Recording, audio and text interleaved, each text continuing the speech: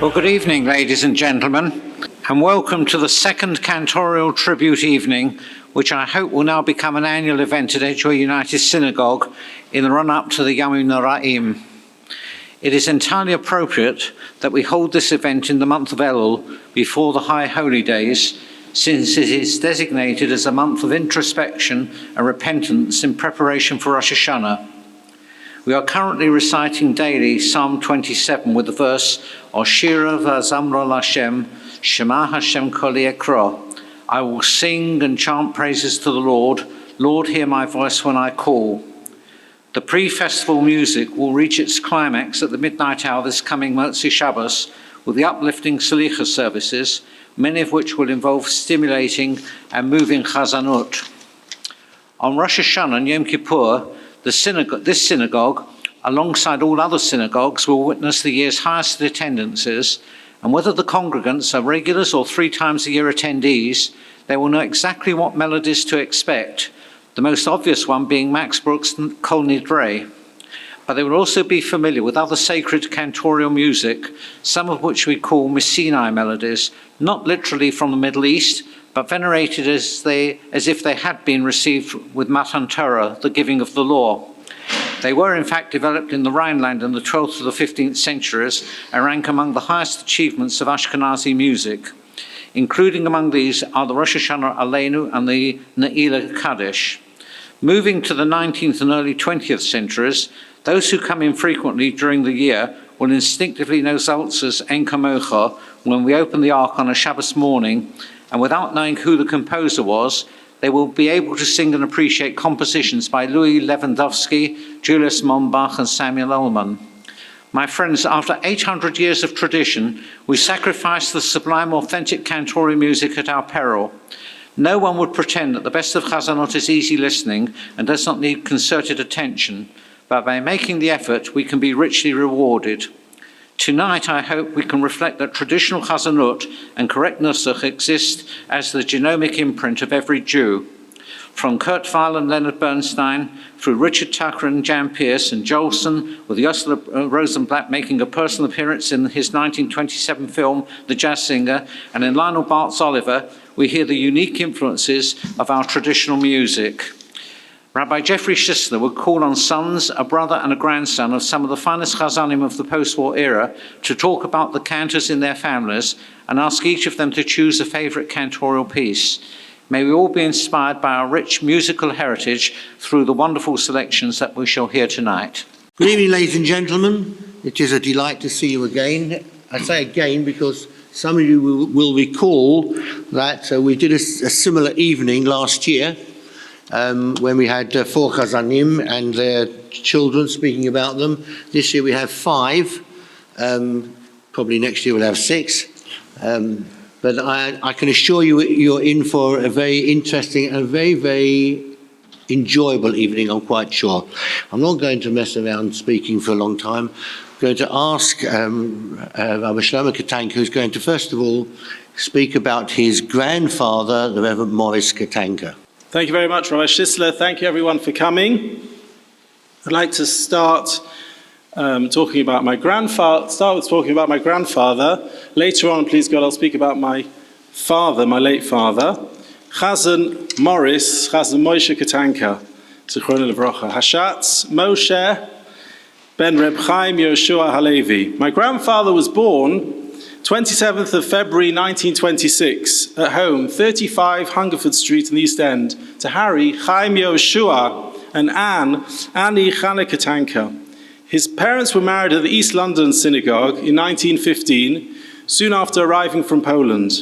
My grandfather was the youngest of five, three elder sisters, Betty, Kitty and Linda, and an older brother, Maya.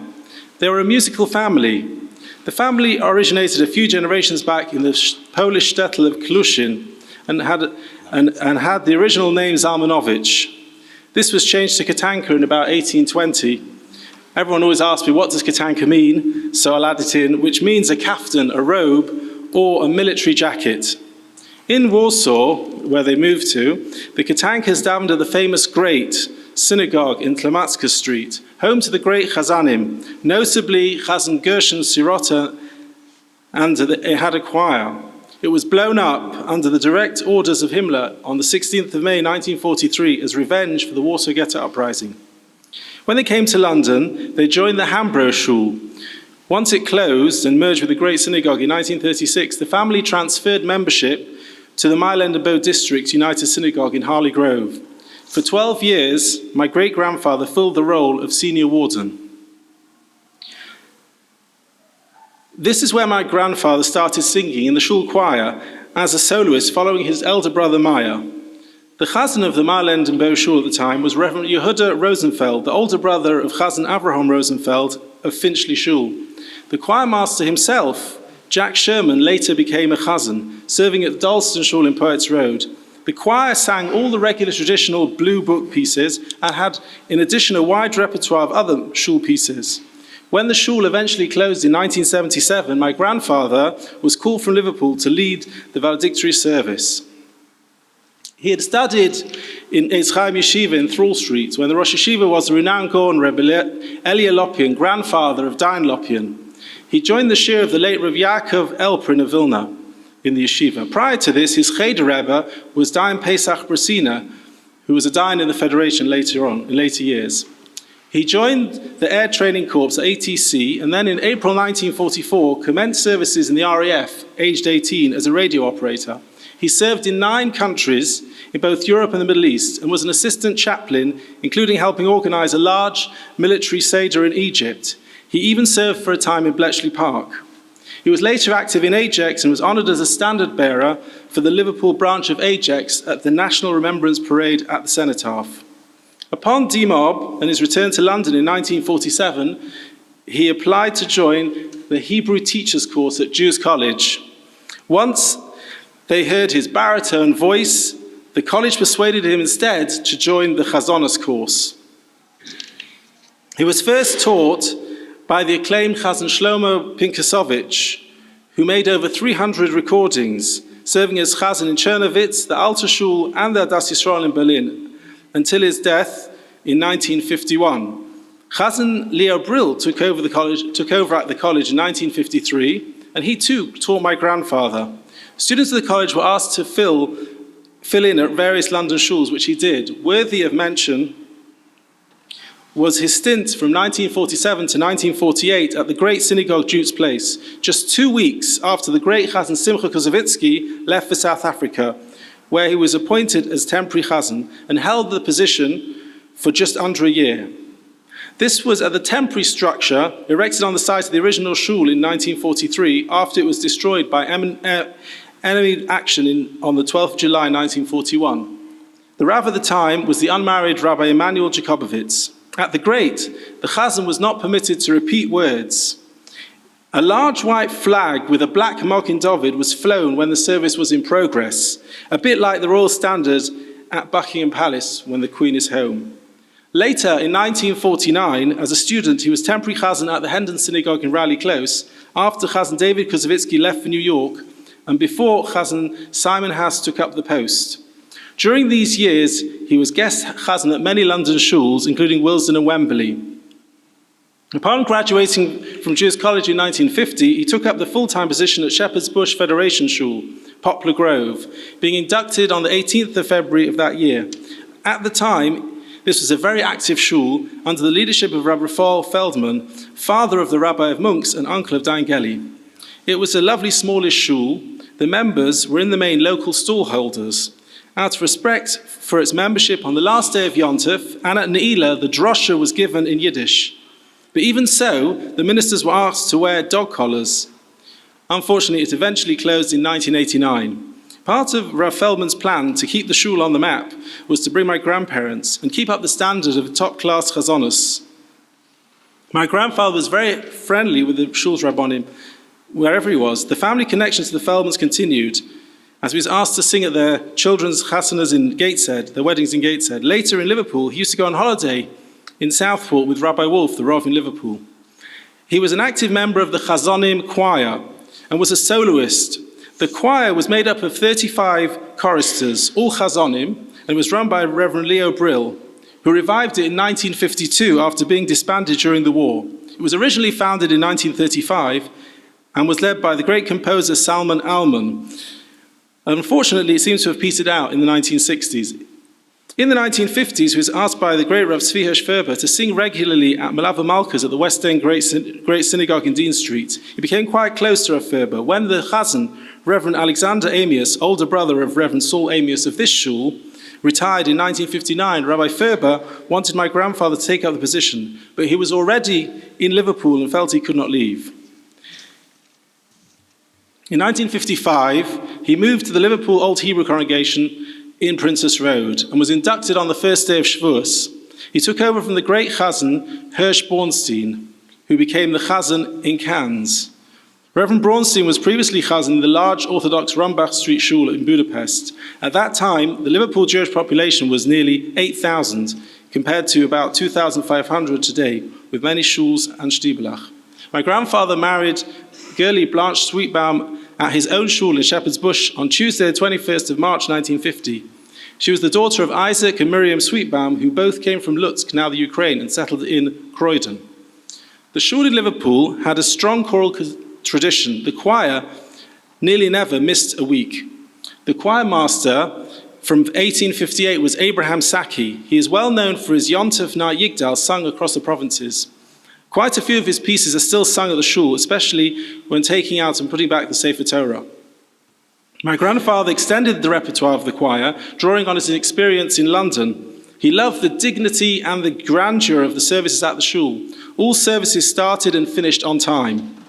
Even though he was constrained by timings and the choir's wide repertoire, he was at his best with the choir for Melech Elyon on Rosh Hashanah Yom Kippur, Unasan Atokef, Emes Kika Shimcha. People wept from his heartfelt rendition. He officiated at many weddings that were performed in the shul, not just the membership, but of other members of other local shuls. At the time, they used to change the paroches to white at weddings. The community had various traditions which I will share a flavor with you. During the year, they had two paroches, two covers for the ark. One was blue, for use until Pesach, and one was red, for use until Rosh Hashanah, when they used the white one. More recently, this has been reversed. Another custom they followed was that when passing in front of the bimah, one must bow towards the ark. Originally, only ministers were permitted to read Haftorahs. So my grandfather would read Haftorahs very frequently. And on Simchas Torah, the Rav was Chosan Torah and the Chazan was Chosan Breishis. In later years, this closed shop arrangement was changed, and lay people were given these honors. They also followed Chief Rabbi Nathan Marcus Adler's rule that one of the ministers must lead the mourners in Kaddish in order that it is recited in unison. And no one was called to the Torah unless he was wearing black shoes, a hat and jacket.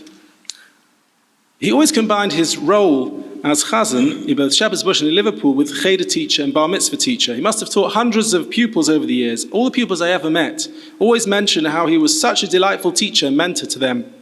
He was well known for his pastoral work, and this is always mentioned whenever I meet Liverpudlians. His kind and genial manner at hospital village shivers and Levi is always remembered. Once on an icy day, he drove to a shiva and managed to lose control of his car just outside the house, hitting a parked car, which hit the second, which hit the third, and so on, many suffering dents. Before starting the shiva service, he announced that his car had caused a crash into most of those people who had gathered cars. He was so well loved in the Kehillah that people did not become angry, rather they let him off. Also, he served as a shul secretary. One of my earliest memories of him was sitting in his desk in the shul annex.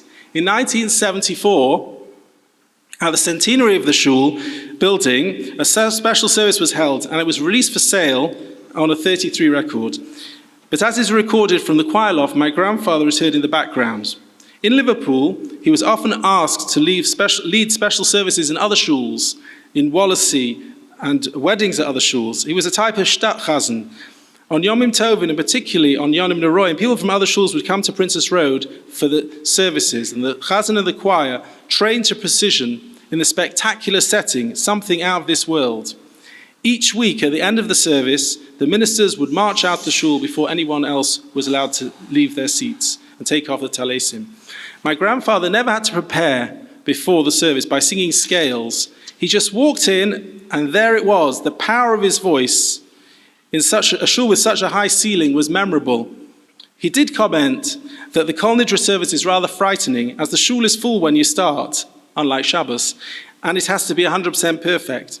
In Princess Road, there's no warden's box. They sit in designated seats in the front rows, nearest to the ark. And there are no seats for ministers in Mizrach, so they all sit in the bimah. About 20 years ago, they did install 2 chairs at the front of the shul, one on each side of the ark, especially carved by the Dorfman brothers. During the early hours of Thursday, the 31st of May 1979, the shul was broken into by thugs, and tragically, the ark and 14 Sifrei Torah were burnt. This led to major refurbishment of the shul. The shul and the replacement Sifrei Torah were reconsecrated on the last night of Hanukkah, Tuesday the 9th of December 1980. This was one of the last major services led by my grandfather. Myself and my father were present, and there's a private recording of this wonderful service. My grandfather passed away during the night on Friday night, the 24th of January 1981, Parashas Yisro, aged 54, without warning, after 27 years of service to the shul. Before burial, his coffin was brought into the shul and was placed on the bimah. Strangely, 3 of my grandfather's predecessors also served for exactly 27 years. Chazan Professor Jacob Prague, 1854 to 1881, Chazan Harris Berman, 1882 to 1909, and Chazan Abraham Coleman, 1911 to 1938. On the Shabbos morning of his death, Mr. Eddie Marks was asked to lead the service and has done so ever since, preserving the unique traditions of the shul and the nusach taught to him by my grandfather. In addition, our own David Roskin was close to my grandfather and learnt his nusach. As I was just 7 when my grandfather passed away, I've been helped immensely by various people who knew him or helped in my research for this talk. Thanks to my mother, my aunt, Mrs. Ruth Goldman, my brother's father-in-law, Rabbi Lionel Kofnas, who was Rav of Liverpool, Rabbi Philip Ginsbury, Chazan Michael Rothstein, Chazan Meir Lev of Monks, Chazan Moshe Debina, Mr. Umi Shapiro, Mr. David Roskin, Dr. Michael Jollies, who's here, Mr. David Prager, and of course, Chazan Nathan Goldman, who has come especially, my cousin from Stuttgart. Thank you very much. An announcement. Right.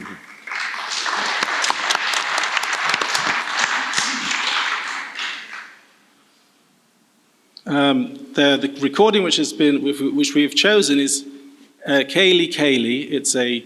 It's a song which my grandfather sang in the 1950s. Somebody came to Shepherd's Bush and he heard him singing in the shul, and he was from America, and he said, "You should really have a recording." So they made a recording of Kaylee Kaylee Eli Eli. It's a song which has some Yiddish in the middle. It's remembering the times in the ghettos, and God help me. That's the theme of the song, and you can hear his voice and the feeling which he had in his tefillah.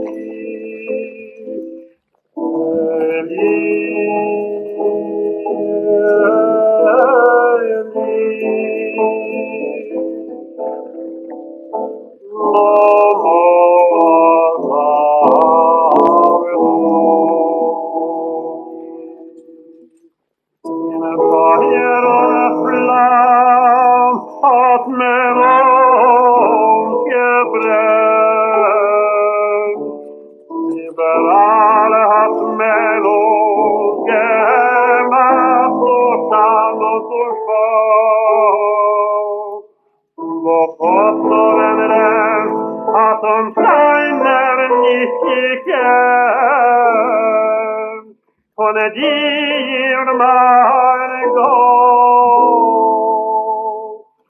mit deiner heiligen Tore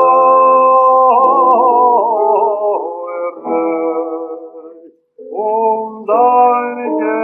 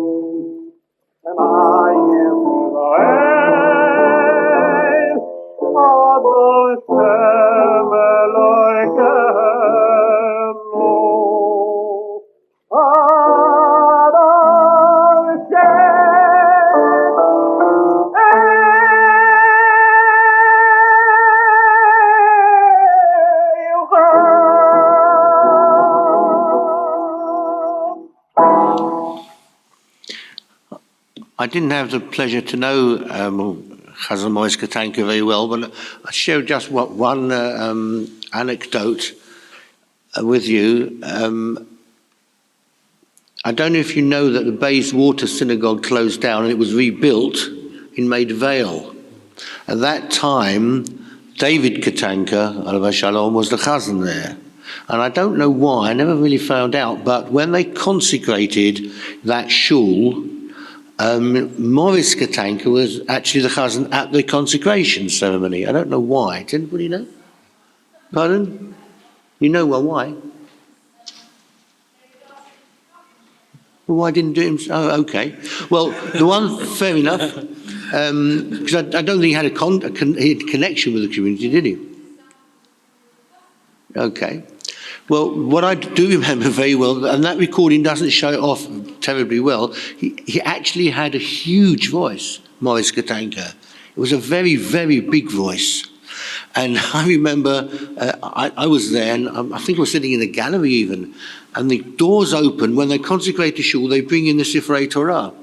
And the doors open, there's Morris Katenka standing there waiting, and he belted out, Baruch haba, and chandeliers went like this. And it was just astonishing, the size of his voice. Anyway, thank you very, very much indeed for that, Rabbi Shlomo. We now move on to Nathan Gluck, is going to tell us about his brother Johnny Gluck, Zichrono Livracha. The story of the life of Johnny as Chazan actually starts before he was born, in the sense that the whole genetic makeup of Johnny has cantorial DNA all over it. Our parents met after the war, having seen most of the family decimated by the horrors of the Holocaust. In 1947, our father was invited to daven Yom Noraim in a small town, Kishvarda, in Hungary, where our mother's father was very involved in the shul. The shidduch suggestion for my parents was made, and by Simchas Torah, our parents were engaged. They were married on the 5th of Kislev in 1947. Yeno Gluck was born in Kishvarda, Hungary in August 1948. Johnny, as he became known later, was named Yehuda Aryeh after our mother's father. Johnny is the eldest of 4 sons. After a bit of Vayisu and Vayachanu, traveling and encamping, and more traveling and more encamping via Vienna, Germany, Paris, where our brother Harry was born, our parents with 2 children landed in London. I remember our mother saying that the papers provided for Johnny listed him as a baby girl. They were the only papers that Rabbi Schonfeld had available for him. Our father was chazan at Hendon Adas for just under 2 years. Dad was appointed as chazan at the Adelaide Road Shul in Dublin in the early 50s, and as a family, we were there for 13 years. My brother Joe and I were both born in Dublin. Our family landed in Sydney, Australia in February 1964, where our father had been appointed as chazan of the Great Synagogue in Sydney, a position he held for 25 years. The shul positions that our father held in Kishvarda, Paris, London, Dublin, and Sydney really formed the backdrop for Johnny's initial study of davening, nusach, and shul business. Our father was no doubt a great Baal Nusach and a wonderful davener to listen to week in and week out. It was really this weekly learning by osmosis that underpinned and continues to underpin the way in which all of us were taught to daven and absorbed from our father's davening. However, my parents came to the conclusion in 1966 that from a chinuch point of view, things would be better for Johnny back in London. Johnny made the return 6-week voyage on the Canberra, and one of my earliest childhood memories is going to see the ship pass on a blustery Sunday afternoon, my mother in tears as the ship went by, taking Johnny to London.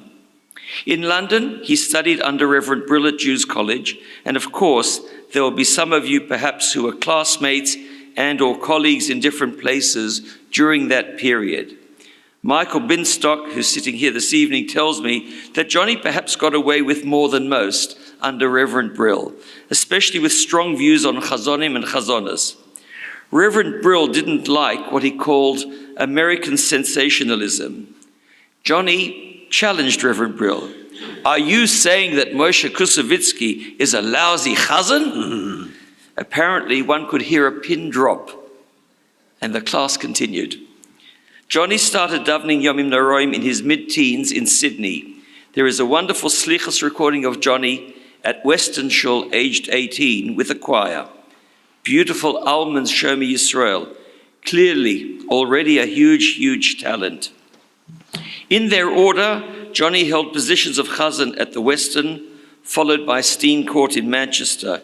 He then went to Marble Arch for 5 to 7 years. Whilst at my bar mitzvah in 1975, an approach was made to Johnny by Southhead Synagogue in Sydney to become chazan. The lure of being near our parents and the opportunity offered to him, Johnny and his family moved. Sadly, it was only for a couple of years. In a not unusual situation, the overall finances of the shul, which had just been rebuilt, were in tatters, and Johnny and his family decided to make aliyah. They lived in Ranana for a short period. Johnny was chazan in Ranana on a Shabbos Mevorachim basis until 1979, when the great synagogue, Walmeran Street in Johannesburg, offered him the position of chazan. I believe that South Africa provided Johnny with his greatest professional satisfaction, the professional freedom and deep appreciation for his cantorial ability, together with the association with terrific choirs and great musicians, the rich cantorial love of chazonas that South Africa was always known for. His contribution to the forming of the Johannesburg Jewish Male Choir, his recording for the SABC of Art of the Cantor and of a Yiddish program, and most importantly, his beautiful davening with a choir in a setting of a grand, magnificent edifice, all contributed to his richest contribution to cantorial music. I feel that there are some pieces which are Johnny Gluck signature pieces, whether cantorial, Hebrew, or Yiddish, arguably sung better than the originals. Pinchik's Ribono Shel Olam, Alman's Show Me Yisrael, Lewandowski's Zachartiloch, Machtenberg's Rutzei, Rosenblatt's Uvnucha Yomar, the Hebrew song Lo Teda, and the Yiddish song Mamala. YouTube's clips are available if you look under the name Johnny Gluck. I remember well the sound of Lechuna Ranana on a Friday evening, the grandeur of the davening, hearing the reverberation of the sound from the large dome in the shul, carrying this glorious voice to usher in Shabbos. Johnny was an artist and an artisan whose working knowledge of music, opera, chazonos, nusach, Yiddish songs, Hebrew songs, encapsulated and influenced musically everything he did. He worked very hard and took very seriously the importance of continuing professional development. I still visualize him sitting on the floor by his hi-fi set with the headphones plugged in, listening to great operatic performances. There were no wireless headphones in those days. He was always happy to help other chazonim or bali tefillah to learn nusach from him. I think the lack of professional approach to nusach by some who should have known better was a source of disappointment to him. Unusually for a chazan, he had, shall we say, some interesting interactions with some of the rabbonim with whom he worked. For example, he came to do a chuppah, and the officiating rabbi decided that Johnny's maroon shoes were not appropriate and made him go and change. In those days, that was how things worked in some places. In Sydney, with Rabbi Silberman, he enjoyed a wonderful relationship where there was a great mutual respect and understanding. Johnny was married to Judy Forscher, the daughter of Chazan Shlomo Forscher, and they have 4 children, 3 daughters and a son. Baruch Hashem, that family has grown, and there are now grandchildren and great-grandchildren. Judy was very much behind the success of Johnny, and having come from a family in the business, she knew the business. Johnny had a wicked sense of humor. He loved a joke. He loved football. He was loved by congregants for whom he always had a smile. He was a real people's person.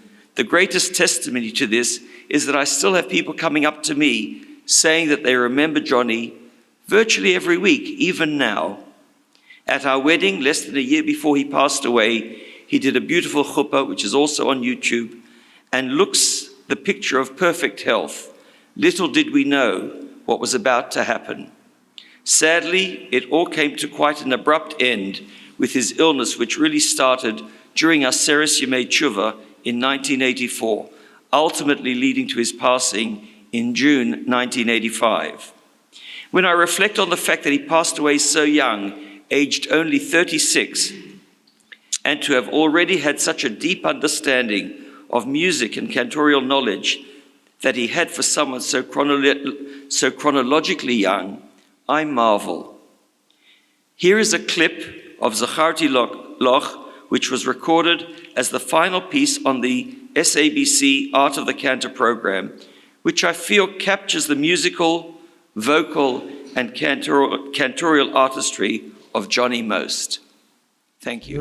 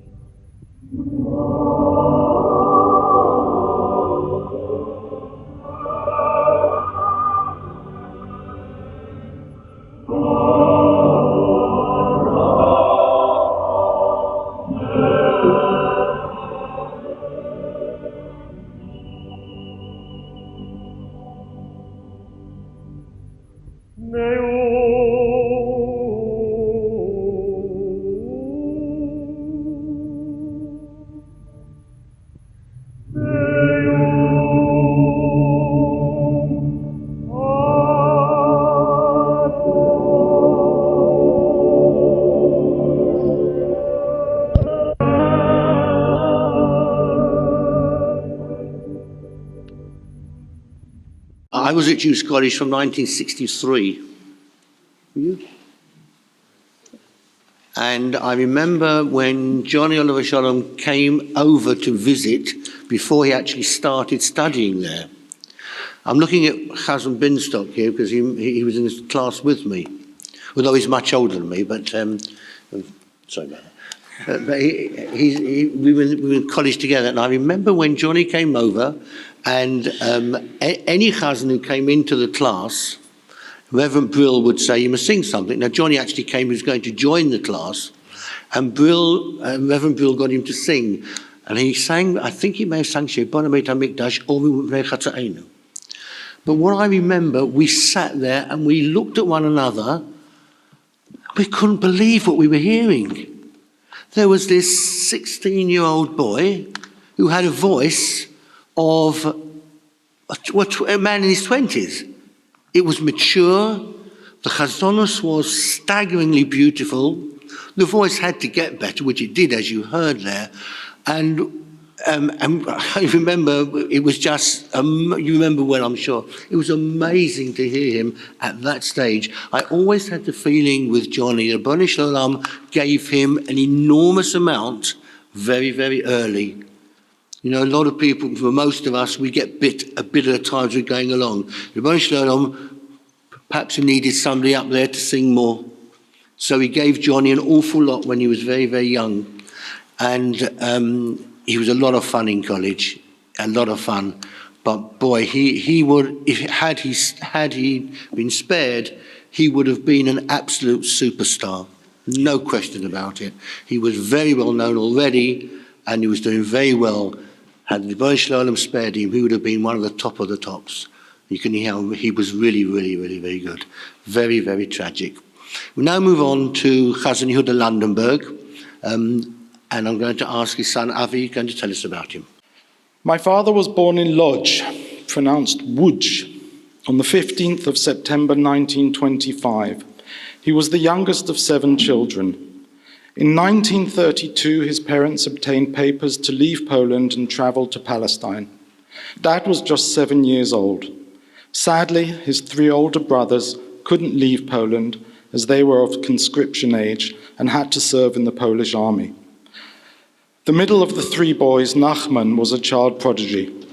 He studied in the Mir Yeshiva for 10 years, and he showed great promise. He had an agile mind, a quick grasp. Nachman and his 2 siblings, Falk and Shlomo, perished early in the war. My grandparents, who I was never fortunate enough to know, received a postcard from them, postmarked in Katowice, pleading for food and warm clothes. Tragically, they were never heard from again, and we don't know where they lay. Dad, who like many had the muzzle to be spared, bore a deep sense of guilt throughout his life. Why was I preserved, but my brothers perished? But he would beam with pride when he spoke of his brother who had been in the Mir. The Mir, along with Ponevezh and Slobodka, were the great centers of Jewish learning in Eastern Europe. My father was the son of a Rav, Reb Moshe Landenberg, a rabbi with a task which he regarded as the most precious of all. He taught children, first in Poland and then in Eretz Israel. Perhaps it was this difficult story that formed the interpretation of his prayers. He was a Baal Tefillah in the truest sense, a master of prayer. Simon Schama, in his History of the Jews, says, "We are a people of songs." My father was a teacher like his father, but through music, sacred music, music informed by a past from which perhaps most of us have become too disconnected or know too little. He had an extraordinary ability to lead us in prayer. He was our shaliach, our messenger. He had a close dialogue with the Almighty, and through the incredible reach of his voice and his heartfelt song, he brought us closer to Hashem. Those of us who are fortunate enough to experience his tefillah, particularly on the Yamim Noraim, will know what I mean. It's impossible to convey in words how his artistry, craftsmanship, and energy, his deep understanding of tefillah, combined with a powerful and yet subtly nuanced delivery, would lift us al kanfei nesharim, on eagle's wings. We could each soar when we entered the world of his prayer space. I can't imagine what growing up in Tel Aviv in the 1940s and 1950s must have been like. And I remember naively asking him why he and his family didn't live in Jerusalem, thinking it was a holier place to be. And he answered, "Why would anyone want to live in Jerusalem? There's no beach." He served in the Haganah, the pre-state army of the Yishuv, and fought for independence in 1948, and I believe he also returned briefly in 1956 for the Suez Crisis. He was a sergeant major in a unit that was stationed in the area of Maccabim, tasked with protecting the farms and moshavim who were constantly coming under attack. The unit was made up of Dati soldiers, and it was in this unit that Moshe Korn and Aaron Siegel were under his command. They were lifelong friends and all studied together in Israel. They were the original 3 tenors who eventually came to London. Dad to Willesden, Moshe Korn to Raleigh Close, and Aaron Siegel to Southgate and Cockfosters. They studied under Ravitz, and required to go through the complete liturgy twice a week for 2 years, hence their artistry and deep knowledge of Nusach. With commitment and zeal, and as a result of what had been destroyed in Europe, they lobbied Liebman to come from the USA. A dear friend of mine, Robert Liebman, the curator of all things Wolfson, who now lives in Ashkelon, told me that Dad had told him of his time when he was young, when he was standing in a street in Tel Aviv and became transfixed on hearing the sound emanating from somebody's apartment. It was a recording of Leib Glantz singing Av HaRachamim. And that's what clinched his decision to become a chazan. Dad was also passionate about opera and sang in the Tel Aviv Opera. He was a lyric tenor with great dynamic range. Times were hard in Israel in the 1950s, and it was tough to earn a living either as an opera singer or as a chazan.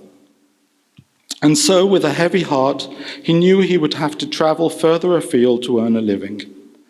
He accepted his first position as a chazan to the Yekesha Shul in Rue de Montevideo off Avenue de Foch, close to the Arc de Triomphe, the equivalent of Paris's Fifth Avenue. It wasn't a bad first position.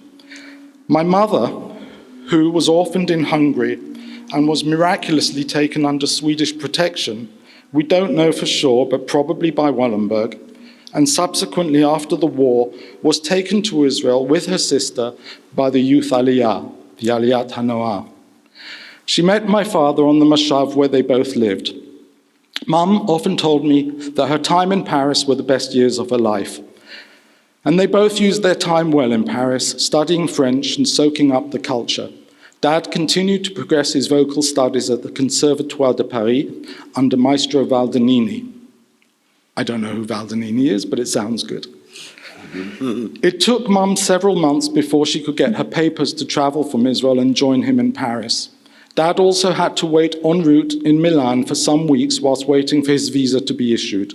And I recall a wonderful photograph of him standing outside the Duomo di Milano with so many pigeons perched on his arms and one on his head. He was smiling with such joy. He loved to travel and as well to read. He was a Renaissance man, cultured, refined, and surprisingly liberal. He loved his religion, was true and faithful to his tribe, and passionate about many causes.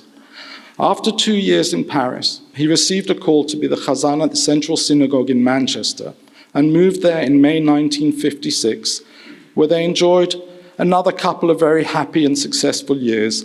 And this is where Ronit, my sister, was born.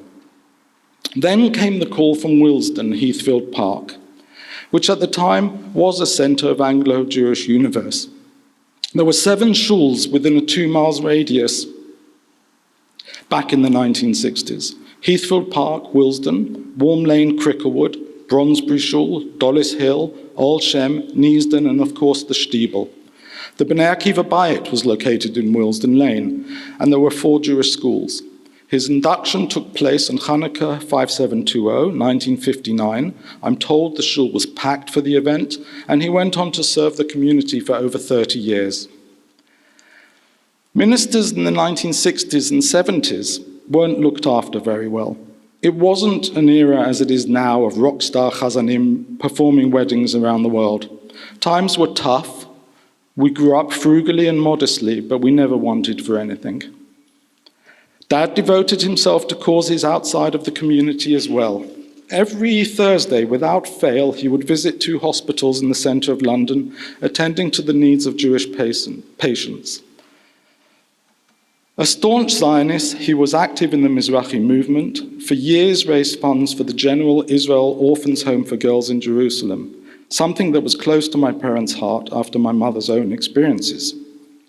In the latter years at Willesden, he took it upon himself to support the community of Kibbutz Atzmona and the Gush Katif, now part of Gaza. He raised funds to restore several Sifrei Torah and distributed them to needy communities in Israel. And I know that he personally took 2 of them to the Gush and dedicated each of them to the memories of his lifelong friends, Moshe Korn and Aaron Siegel. He was also the editor of the much sought-after best-selling magazine, the Cantors Review, and would organise an annual event where all the chazanim in the UK would get together. They would leave their canonicals at home, let their hair down, wash down vast quantities of schmaltz herring with frozen schnapps, drink a few beers, sing some Yiddish songs, and have a good collective known about their gabayim.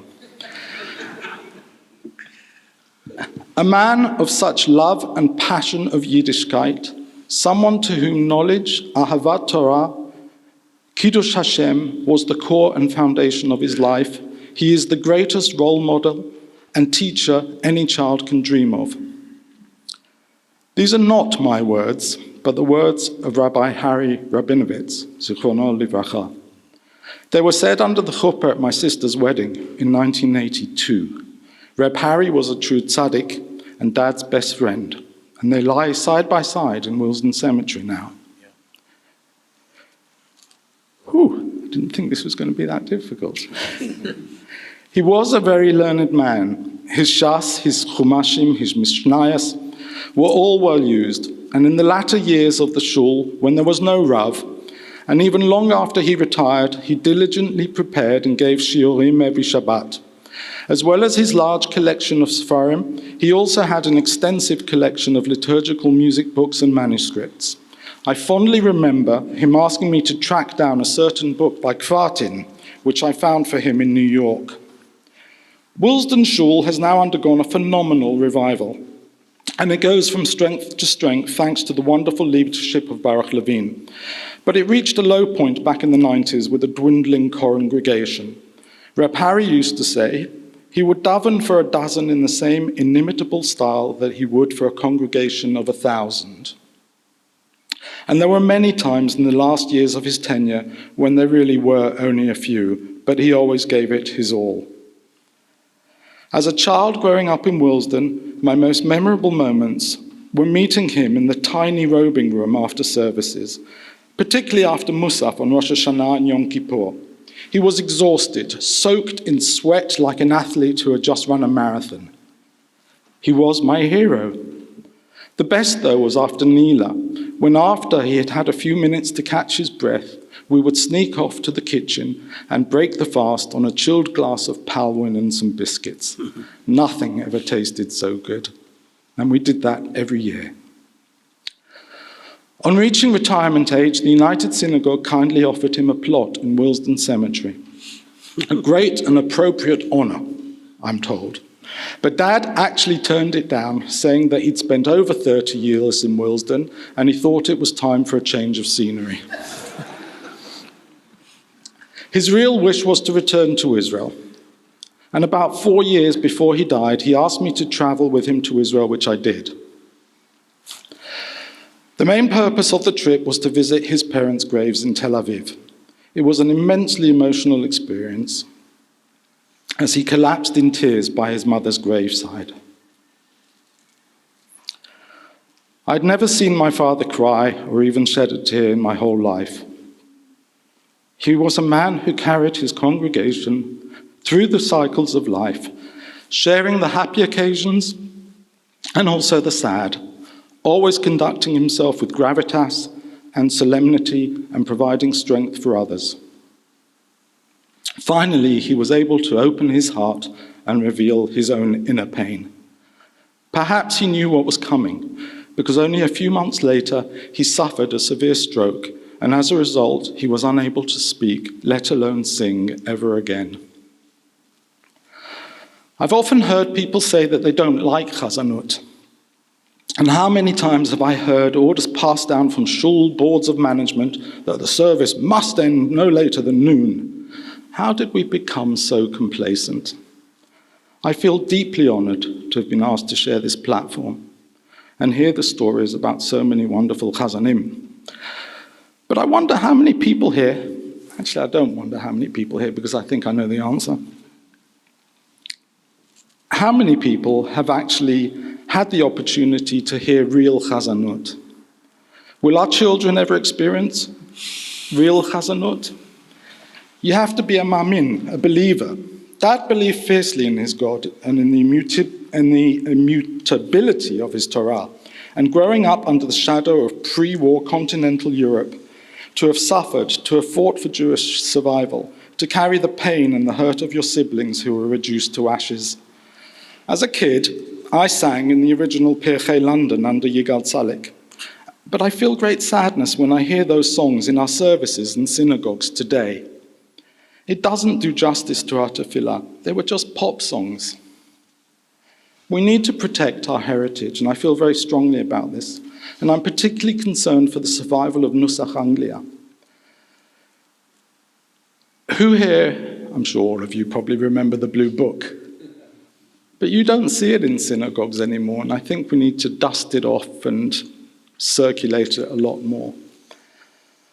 We must remember how to cry again on Yom Kippur, to believe that there may be a din v'cheshbon, an account and reckoning.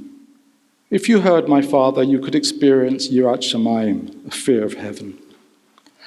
I hope that the stories we hear of all the great Chazanim tonight continue to influence our lives. There's a recording of Dad singing in Yiddish. Zol shoin kumen de Geula. It tells of our yearning for the Mashiach, and the audience sing along joyously with him. If Yehuda Landenberg could sing with such hope and confidence in the future, we should all learn to sing that song as well.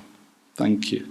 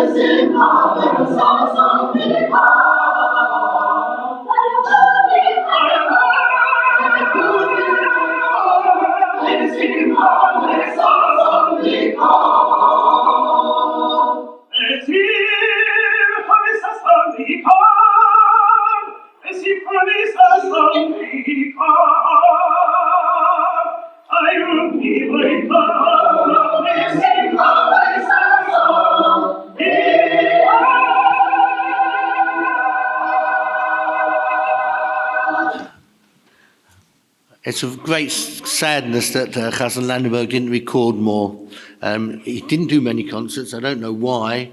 I always thought of him as one of the hidden Chazonim of London. He certainly was one of the finest Chazonim of his time. In a sense, did he follow Feigenblum, do you remember? Yes. He followed Chazan Feigenblum, and that probably didn't help him, because Feigenblum, many of you will know, was a star Chazan in his own right before Chazan Landenberg came to Wilsdom. But Landenberg really was an absolutely amazing Chazan.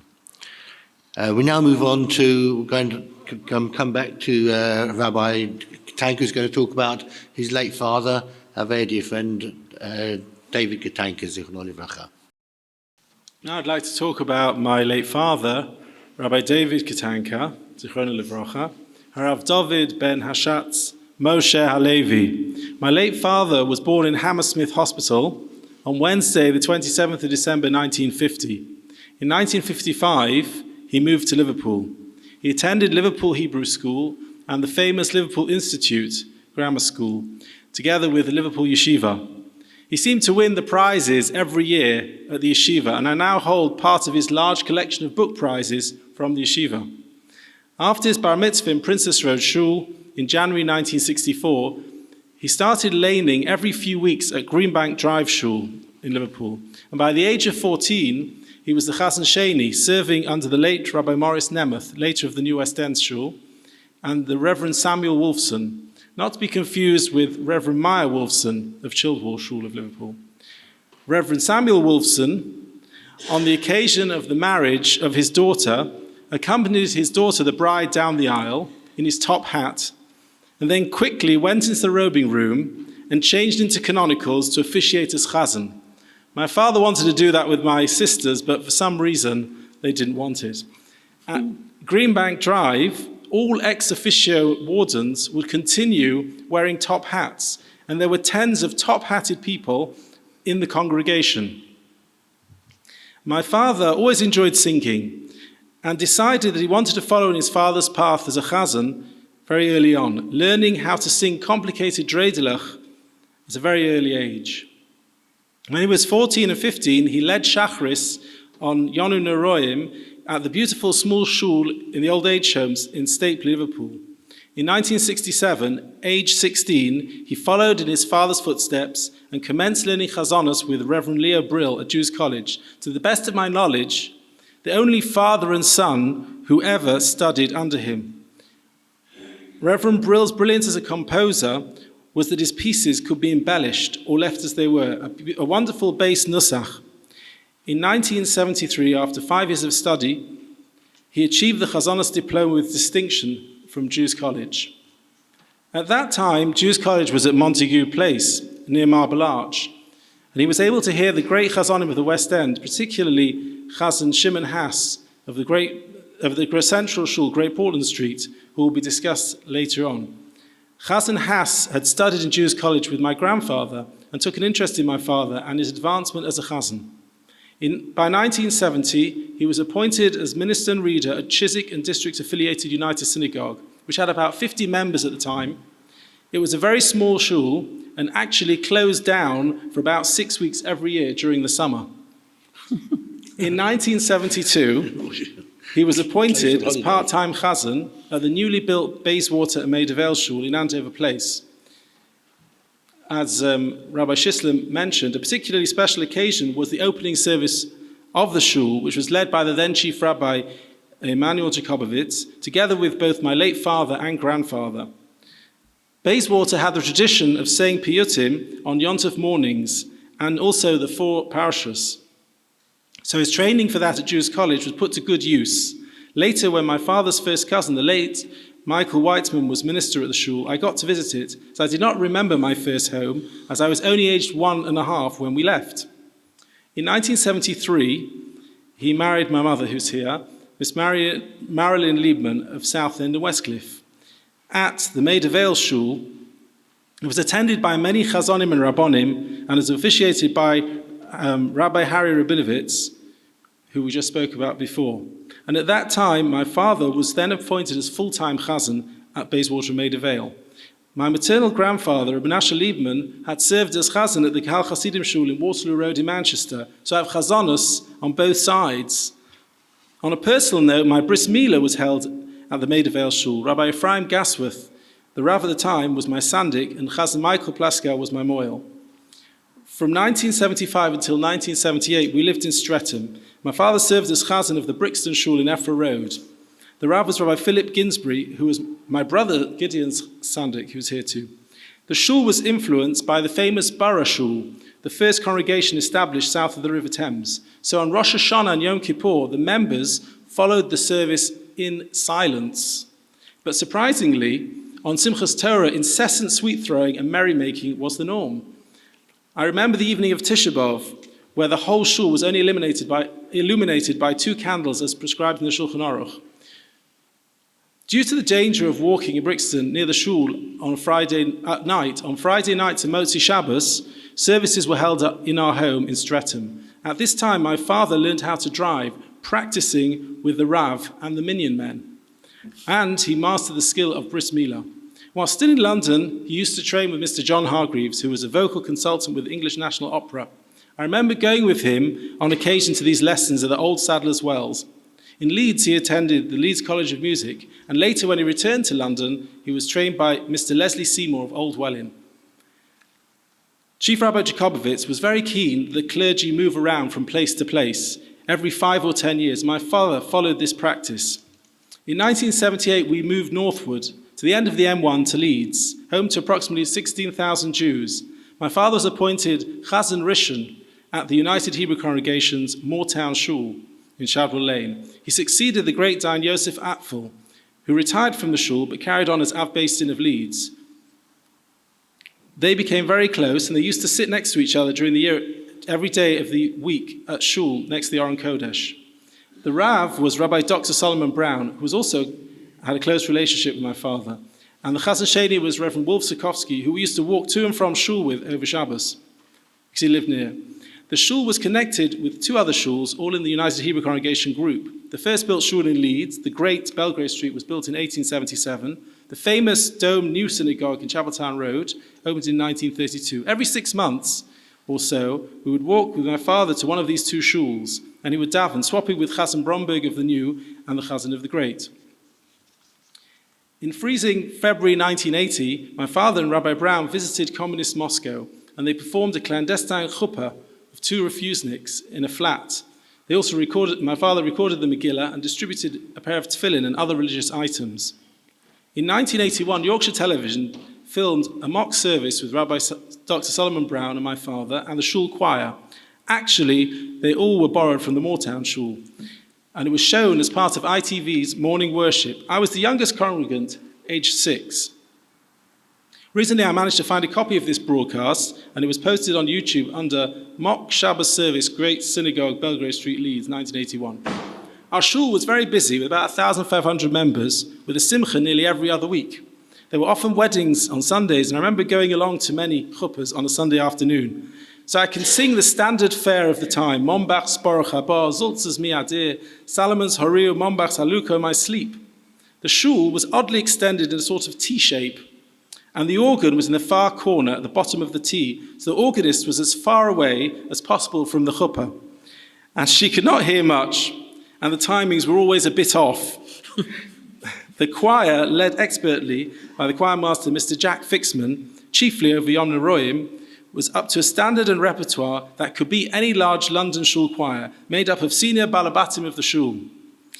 My father was passionate about following the correct nusach. When we moved back to London, to Dunstan Road, he was extremely pleased that on Yom Tov, all melodies used were different to those used in a regular Shabbos, apart from 2 lines, V'zos HaTorah and Bayom Hahu at the end of Oleinu. He was very careful about diction, the correct pronunciation of Hebrew, and never jumbling his words, always loud and clear.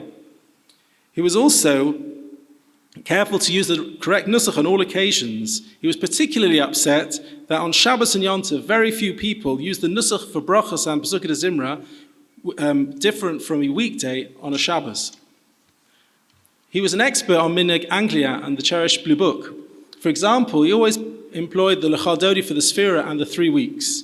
Even when we lived in the north, when the Kehillas were not well versed in the theme tunes of the Yom Tovim, he always used the appropriate tune for the nights of Yom Tov, Yehalalu, Hodu, Ono in Hallel, and also benching Rosh Chodesh, and of course Shir Malas at home. He was very fast at catching tunes and new melodies, and had an amazing repertoire of different tunes, about 20 for Vishomru, for example. Rarely did he use the same tune one week to the next. Listening to him week in and week out was a very varied and interesting experience. I recall that he once he learned from music and sang all over 7 weeks of Chazan Yossi De Rosenblatt's Shiva Ponim Shel Kiddush for Friday night. He was a genius of the art of improvisation and would sing different dreidlich and motifs enhancing the basic nusach. It amazed me how he never seemed to confuse tunes. For example, every shul and choir have a different version of Oleinu in the Musaf of Yom Noraim, but they're all very similar. And he was always never confused the slight differences. And he can actually tell you which shul sang it how, exactly how they sang it. In Dunstan Road, Oleinu was particularly memorable as they have the custom that the Rav recites Oleinu first, the whole congregation, hundreds of men and women, bowing and kneeling on the floor. And then it was my father's turn, and he sang it with a choir so memorably. The choir led by Mr. Alan Mays had an interesting custom of repeating V'ne'emar every time the Chazan said it, the verses on Rosh Hashanah. Also the Yars Kaddish on Simchas Torah, woven together from all the shul tunes of the year, were a feat, sung without any music nor any written reminders.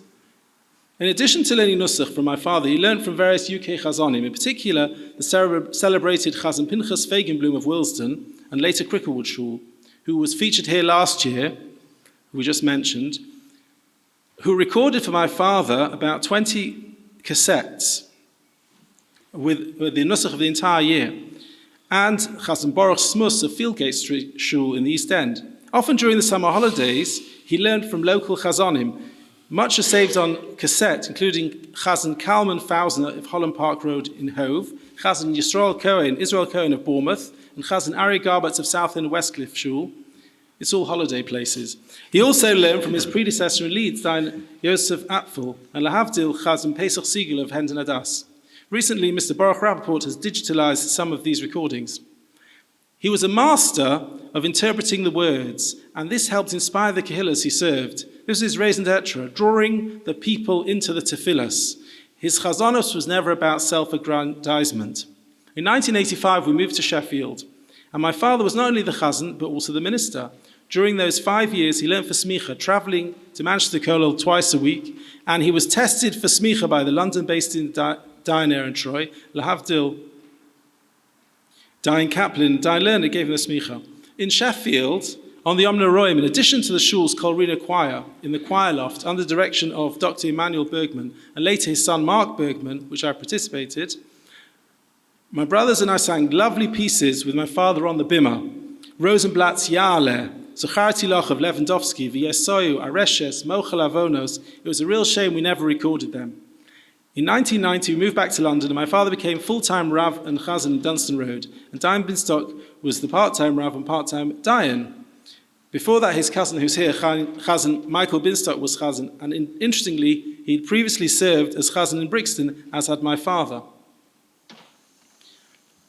For me, his really special moment was when, upon the opening of the Ark on Yom Tov, he would recite the closing lines of Ribono Shel Olam, full of meaning.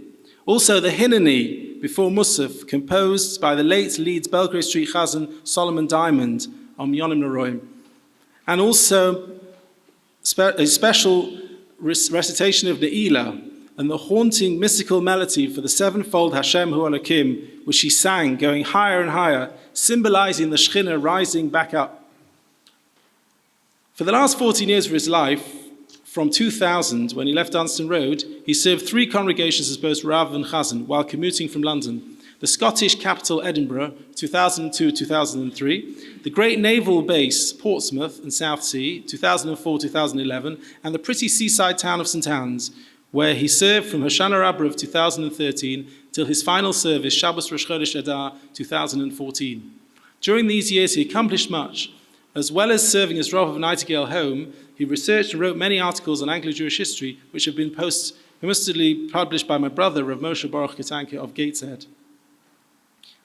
Together with his authoritative thesis for his MA on Jewish superstitions, all in the book under the name of Kol Dodi. He sang and preached Shabbosos and Yom Tovim in literally 90% of all Anglo-Jewish communities, from Cardiff to Glasgow, Birmingham to Brighton, Harrogate, Woodside Park, Ruislip, Belfast, just to name a few. Even the Caulfield Shul in Melbourne and Malmo in Sweden. He literally affected thousands of people's spiritual lives. The last Yom Noraim of his life in 2014, I was zocher to share the davening with my father in Southport, the only time we ever did it together. It was really a great experience. The piece chosen is from Ne'ilah, which I already mentioned was one of his best moments. As he put it, this expressive piece so beautifully captures the emotions of Ne'ilah. It was composed by his teacher, Chazan Leo Brill, and he recorded it for his cassette Shirei David, the Songs of David, which has 13 pieces, and was released in around 2000. He is accompanied by Mr. Alexander Knapp. I must thank Tony for his expert for putting the music together for us and organising everything tonight, and also to thank Mr. Spencer Nathan, and also to thank Rabbi Shisler.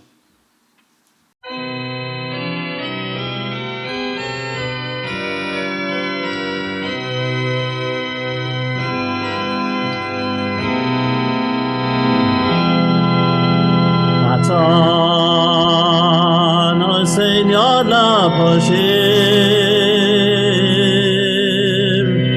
Vimin chavshuta Lekabel shavim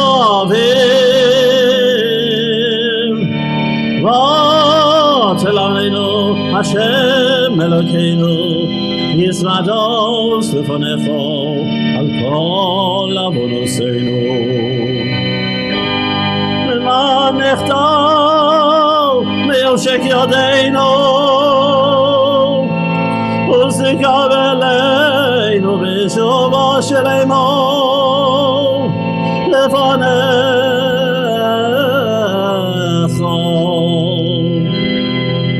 Ki yishimuch michachim Leman nevarecha Hashem Amarto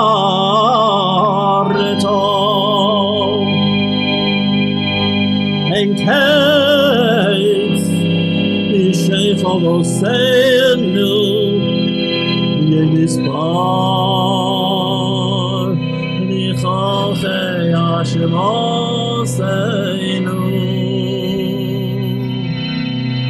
Yata Yadeya Shiachavisenu Vimo Besoleo B'michach Yebeiso Slichosenu Manu Mechayenu Mechazenu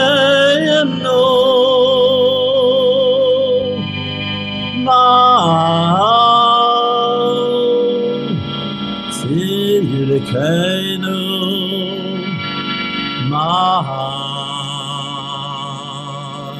Yishenu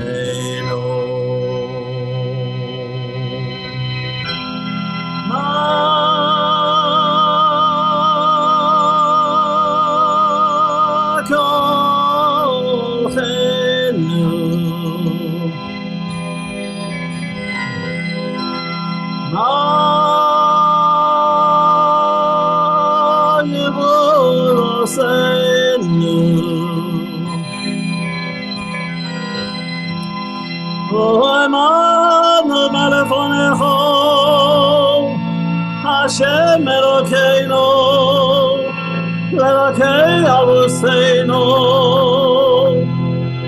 Halo Kol HaGiborim, Hiyoi Nefanecho, ואנשי השם כלא היו וחכמים כבלימדו ונבונים כבלי השכל לא מעשיהם טוב וימי חייהם הבל לפניך וסר אדם מן הרמאים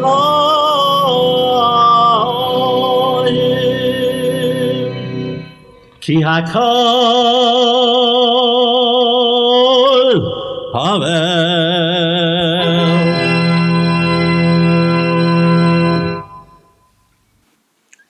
David Katenka didn't have a spectacular voice, but he was probably the most wonderful Baal Tefillah I ever heard. I still can remember just a mincha.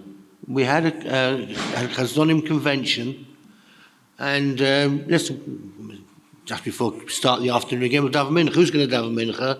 Come on, David, you daven. And he didn't put on any, it was no performance, he was just davening, presumably like the way you always davened. It was just glorious. You remember this? You can almost imagine him just standing there talking to God. It was just fantastic. And I've said it to Marilyn, I wish I could have heard him on Yom Noam. If it was a toss-up between listening to him or one of the spectacular Chazonim, I probably would have gone to hear him, because I bet he's davening. He really could daven. He really, really could daven. Anyway, we've had some wonderful experiences tonight. We're going to move Bein Ametim Levein Achaim. Baruch Hashem, the next chazan we're going to hear about is still with us, Mad Meir V'Esrim Shana. We're going to hear from his son, from Stuart Haas, who's going to talk about his father, Simon. My father, Chazan Simon Haas, or sein gesund, who was born in Yaroslav, Galicia in Poland on the 30th of July 1925, even though records show his official birthday was the 2nd of May 1927. My grandparents, Olem Shalom, did this to avoid forced conscription into the Russian army as a teenager in Siberia. My holy Zayda, Moshe Haas, Olem Shalom, was the president of Agudas Yisrael in Yaroslav, and was descended from generation after generation of Hasidic Baalei Tefillah of Mozich. People who know Mozich know it's the richest Nusach in Poland, Hasidic Nusach in Poland. The result was a very musical family comparable to the 4 Kozovitsky brothers, in that there were 4 Haas brothers who all became Chazonim in wonderful shuls. The oldest was Yankel, Oliver Shalom, who was Chazan in New York. Then came my father, bless him, in London, Benjamin in Har Nof Yerushalayim, and finally David Haas in Bat Yam. After 2 years in Belz Yeshiva Katana, until May 1939, my father had a very, very happy life with his 9 siblings and parents. However, when the Germans Yamach Shemam invaded Poland in September 1939, they fled into neighboring Ukraine and realized it was probably as bad, if not worse, than being in Poland. They certainly couldn't stay and could only move eastwards into Russia, resulting in landing in Novosibirsk, Krasnoyarsk, and then far into the wilderness of Irkutsk. They had endured a horrific train journey that lasted several weeks in total in the most appalling conditions. Baruch Hashem Chabad were caring for thousands upon thousands of Yidden, keeping Yiddishkeit alive in Russia, where practicing Judaism in public was punishable by serving many years in terrible gulag prisons. Rabbonim and important Jewish leaders were executed outright by state prosecutors through quasi-courts of remorseless anti-Semitic hatred under megalomaniac and mass butcher Joseph Stalin in Shemam. As history has now proven, Stalin murdered even more people than Adolf Hitler in Shemam, During the war, and then up to his death in 1956, millions were wiped out. Anyway, to move on to happier situation, the four Haas brothers would sing as a quartet to soften up the Russian authorities very often, and so give Jewish families more favorable conditions, such as obtaining visas to move around the Siberian wilderness. Quite a large area, 1.5 times the size of Europe. My Zayda Olosham used to say the severe winter cold, minus 40 degrees, was a benign bracha. Straight from Hashem. Why? Because not even cholera, typhoid, diphtheria, or smallpox could exist in such extreme cold. After the Second World War was over in 1945, Stalin Yamach Shemo opened a very small window for Yidden to return to Poland and Eastern Europe for a few months of the summer.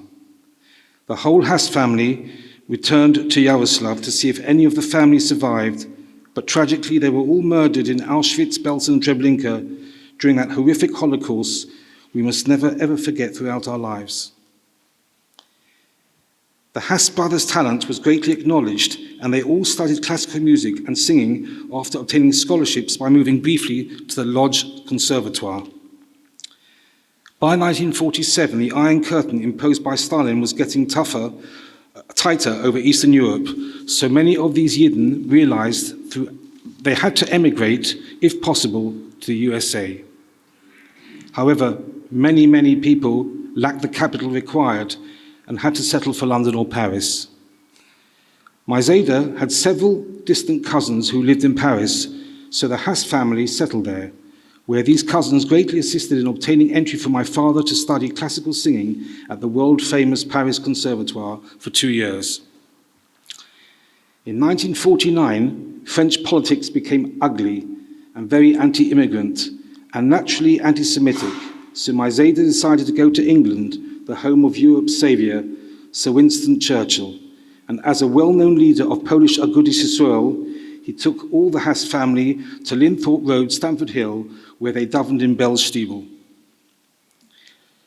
Somehow or other, a gubber of Raleigh Close United heard my father sing and insisted he become chazan of that shul after David Kovitsky and Chazan Katenka left, which my father accepted after marrying my dear late mother, Elaine Oleh Shalom, in 1950.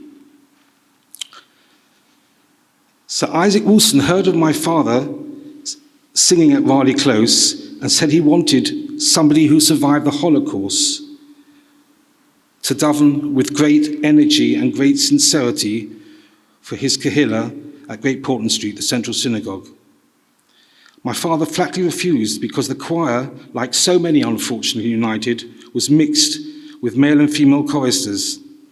Incidentally, there were very few shuls that had male-only choirs in 1950, probably Dunstan Road, Egerton Road, and Raleigh Close. Isaac Wolfson soon agreed a male-only choir, and in 1950, my father became chazan with that prominent shul, remaining there till 1992.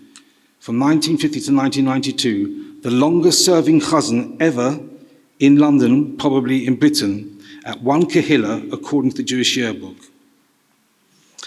In 1954, my father obtained his LLCM at the London College of Music and made various records raising money for Chabad, collecting vast donations from the likes of Sir Isaac Wolfson, Sir Charles Claw, Viscount Bierstead, Professor Isaiah Berlin, and many others to help build in 1964 the wonderful Beis Chabad in Stamford Hill.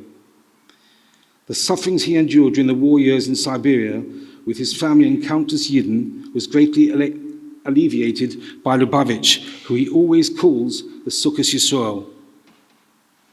Retiring in 1992, my father, bless him, still lives in Allendale Avenue, Finchley N3, listening to classical music and most chazonim of all types and styles. Reb Chuna Halpern Zatzal called Diane Fisher Zatzal the London Aruv, and this Edre Rov wrote several pieces for my father, another reminder of the polymath genius of this wonderful Dayan who was in Edre for so long, who my father said was a great mumcha of nusach and music in general.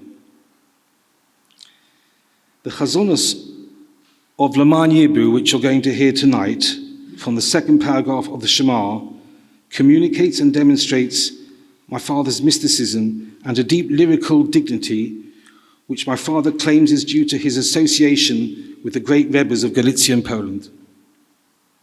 They really appreciated and clung to magnificent and awe-inspiring nusach. The Holy Baal Shem Tov said, the tongue is the pen of the mind, but melody, probably referring to nusach, is the pen of the soul. As it so happens, it's his birthday tonight, 1698, as it is the birthday of the Alter Rebbe of Chabad and the Yortzeit 310 years ago of the Maharal of Prague, who died in 1610. So, if you don't want to say Tachlum tomorrow, you don't have to. Lastly, the Vilna Gaon was believed to have stated he was jealous of a great chazan because through the beauty and wonder of Nusach, the tefillah of the chazan reached closer to Hashem than that of anybody else in the tzibur. I wish you all a Kasiva Chasima Torah and the Git Gebenst Shur. Thank you for listening so patiently and making this such a lovely evening.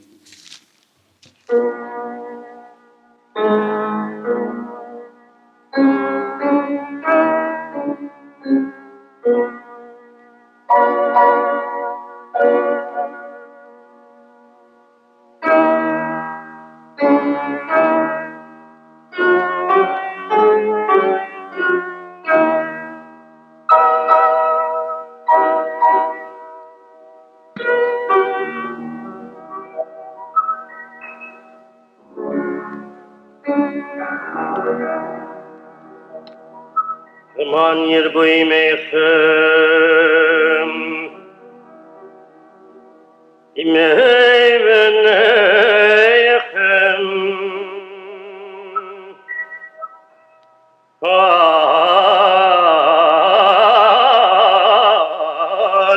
al huadom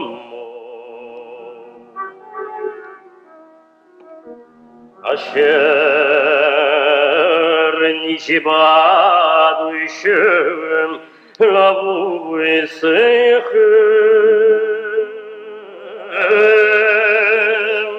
lo seis lohem ime ashumah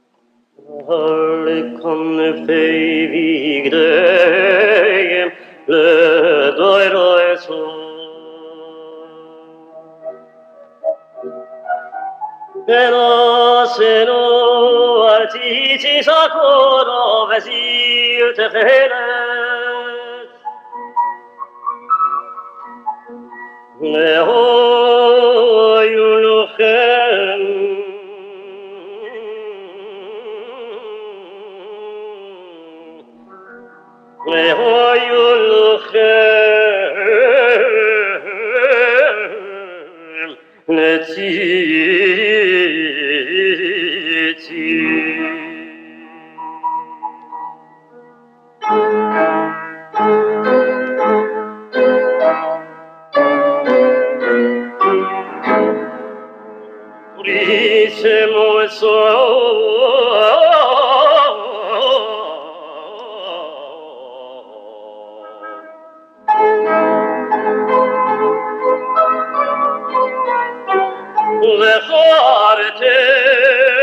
וזכרתם את כל מצוות השם אוי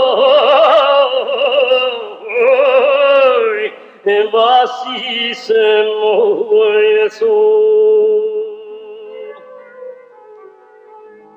ולא סוסו אחרי לבבכם ואחרי עיניכם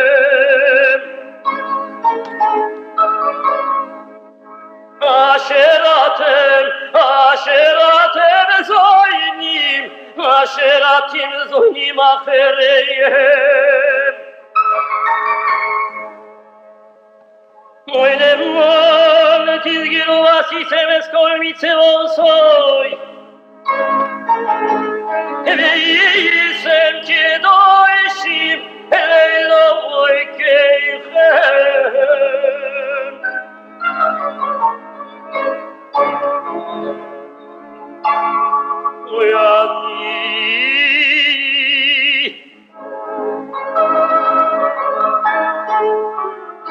אני השם אלוהיכם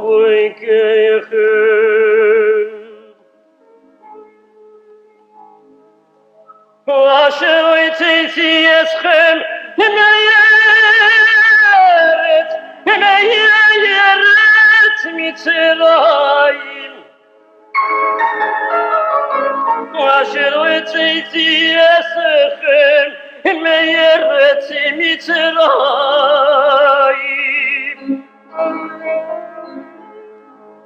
אשר הוצאתי אתכם מארץ מצרים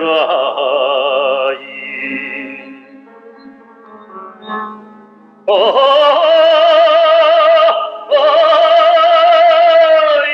אלוהי שלכם אלוהי שלכם אלוהי שלכם לאלוהיקים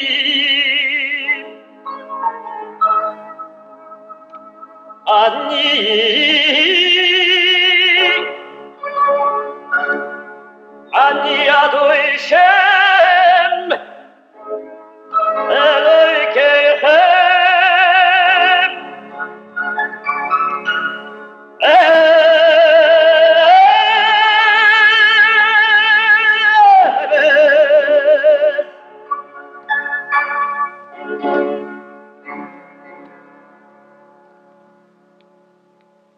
Did you remember Midnight Hass? How many of you went to Midnight Hass? We used to go. You know, I don't know if you feel the same, but some of the memories, the greatest memories, impressions of my life are musical ones. I was about, I suspect, 17, which is more than 50 years ago. I'm not saying that to tell you how old I am. It's that long ago that I can remember this so well. This incident. There used to be the Warsaw Ghetto Memorial meeting every year, and it was held. Particularly, I was there in the theatre in one of the West End theatres, and it was in Drury. No, it wasn't Drury Lane, not that year. I can see the theatre, but I can't remember its name. But it was packed. I can hardly imagine getting a theatre packed for a Warsaw Ghetto Memorial meeting today, but it was. I was about 17 and asked to make a choir. So I got some of my friends together, B'nai Kivanix.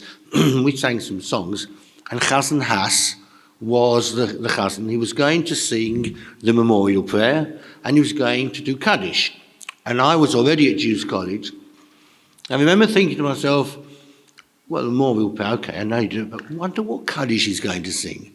What Kaddish would you sing at a memorial service? is he going to sing Rosh Hashanah? I suppose that would be most appropriate. And he didn't sing it at all. He said it. And while I'm thinking of it now, the hairs are standing up on the back of my head. If you ever heard Chazan Has, forgive me, I'm not going to try and imitate him, but to give you a vague idea, it was something like this. Yiskadal v'yiskadash, Shemei Rabo. B'yom mod yivrochid usei, b'yom nichbach usei. I can still hear it. It was that was how powerful it was. Now that's the kind of artist Chazan Has was when he was in his prime. He would just take your breath away. Unquestionably one of the finest Chazonim this country ever had. And please God, he should have many good, healthy, happy years still. Now, we've now finished this formal part of the program. I want to ask one question. I'm going to ask each person the same question. What was it like being the son of the Chazan? Just what was it like being the son, or in your case? Well, no, the son of the Chazan, son of the Chazan. What was it like? Who wants to start? Yeah, I'm going to ask you, not for 20 minutes, please, just a few sentences. Who wants to say? What was it like being on show and all that business? What do you reckon? What was it like for you? It was great. Speak into the mic, please. That was a lovely experience. Yeah, it was really lovely. The davening and everything, listening to the davening. Didn't bother you? No, it didn't. What about you? It was great. It really was. I mean, you sort of felt that you were a little bit different to everybody else in the Kehillah. You were maybe just on a little slightly higher pedestal. But, growing up as a kid, it was a wonderful place to be. Growing up in shul was amazing. It really was. It was fabulous. It was just one big happy family. I think it depends if you're a good boy or a naughty boy. I was a very naughty boy. If you're a good boy, thank God, I think I was okay as a child. It was a great opportunity to learn, great opportunity to do things. If it's a naughty boy, it wasn't so nice because you're the Chazan's son. But, I mean, yeah, it was fine. What was it like for you? Well, I was in a very, very English shul. Great Portland Street was the most English shul, I think, in the whole United Synagogue. We had about 16 lords, about 15 barons and baronets, and one personal experience I had was Sir Bernard Wady Cohen, Lord Mayor of London, in 1964, was given the seat next to my father with a Dayanim seat. In the old shuls you had 3 seats on the side of the Chazan and 3 seats on the side of the Rov for visiting Dayanim and Rabbonim. And because he was Lord Mayor, Sir Bernard was given the seat next to my father that year in 64, 66. And I remember once I sat next to my father Yom Kippur that year. And Sir Bernard, how old were you? In 1964, I was 12. A young boy. And Sir Bernard came in, and I said, "Oh, I'm so sorry, Sir Bernard. Please see." He said, "Oh no, you came here much earlier than I did." And he would not. He came in about 10 o'clock, and he was so proud because his family were the senior Kohanim of United Synagogue. They'd been duchening since 1870 for the United Synagogue, the Wady Cohens. And he said, "No," he said, "you came here earlier." He said, "and God and myself would like you to always be sitting next to your father." And ever since then, while he was alive, he would never sit on his seat. He sat on the seat. These are great people. They're so modest when they come to shul, even though they're not particularly frum. They've got such derech eretz for everybody else, whether you're 12, 52, 82, chazan, rabbi, chief rabbi. You don't see these kind of people anymore. It's interesting you to say that, because in the New West End, Lord Wolf was a member of the shul. Oh, yes, sure. Remember, he was only recently in the last 15 years. Yeah. Lord Harry Wolf was the highest layman in the country. He was Lord Chancellor. The Chief Justice, Lord Chief Justice. Yeah. And when I came to the New West End, they were not wearing, people were being called up on Yom Kippur, nobody bothered what shoes they were wearing. It was actually beyond my comprehension. Yes. And I said, "Oh, come on, we can't have this." So they went out and they brought the shul a whole load of slippers. You know, Harry Wolf comes to shul, Rosh Hashanah Yom Kippur, doesn't necessarily come all of it, but he comes there and they always call him up. Always call him up. And they were saying, but you can't ask Harry Wolf to take his shoes off and put on slippers. I said, I'm sorry, hard luck. And do you know what? Harry Wolf took his shoes off, put the slippers on. He came up and he was, exactly as Stuart said, an absolute mensch. A really, really charming, delightful man. Now, does anybody have a specific, you don't have to have, we don't need to sit here all night, but does anyone have a particular question they'd like to ask any of our... This is the Reverend Michael Binstock. If you don't know him, a wonderful friend of ours, who was cousin in Brixton, Palmer's Green, St John's Wood, Hull, A very quick anecdote, because Jeffrey and I organised a memorial service in 1985 for the late Moshe Kozir and Johnny Gross, and it was a great success. We worked hard. We were very active on the Chazonim Association in those days, which was very, very active. And the concert took place in Riley Close. We both very much wanted Chazan Hass to take part, but he wasn't an easy man to pin down or get a commit from. And we really didn't know. He wouldn't give an answer. We'll see. And we didn't know whether he was actually going to turn up, let alone sing, but he did turn up and he did sing. One of the pieces that I'd heard him sing many, many times before, Rabinowitz called Kaddish, it was just phenomenal. He brought the house down.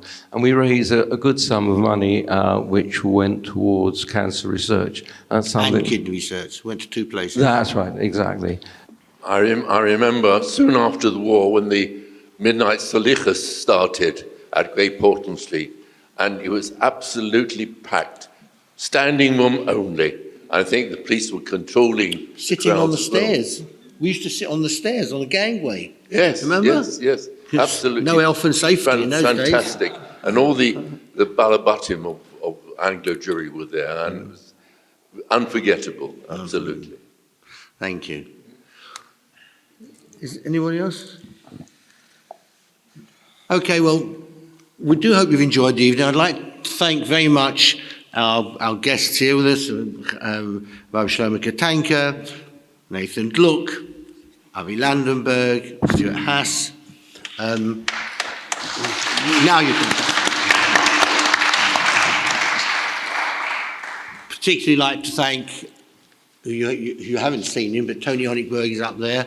He's done all this fantastic array of all this equipment. This evening will be on YouTube sometime on Tony's own website. If you weren't here last year and you would like to see that, that is already there. It's had about 900 hits already. So it was also a very nice evening. We do hope you've enjoyed it very much. It's been lovely to see you. We wish you all K'tiva v'chatima tova. Please God, you should have a wonderful, healthy, sweet New Year. And I invite you to join us next door for some refreshments. Right. Could I just add one or two comments?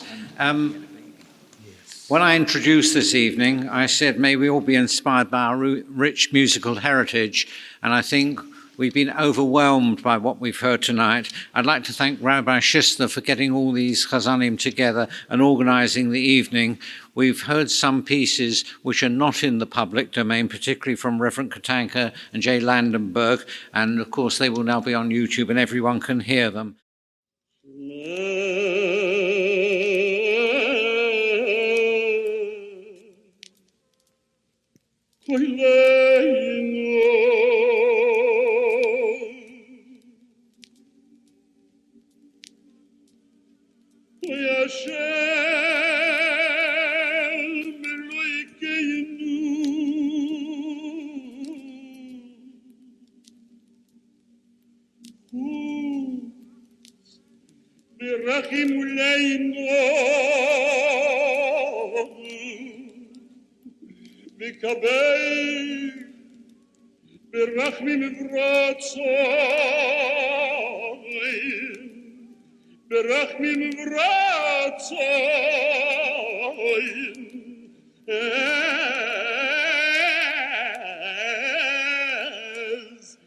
will sing.